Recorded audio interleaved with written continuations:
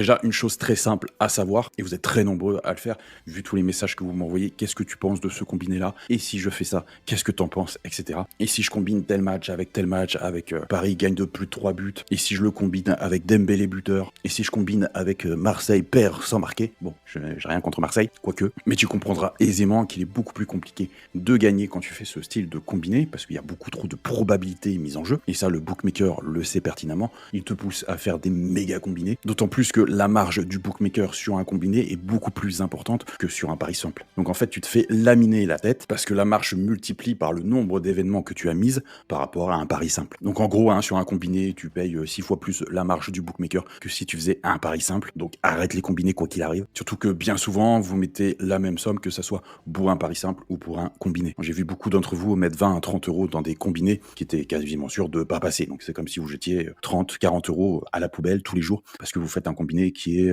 improbable. Enfin, si, qui est probable sur le papier. Mais on est d'accord que pour que tous ces événements arrivent en une fois, c'est quand même très peu probable.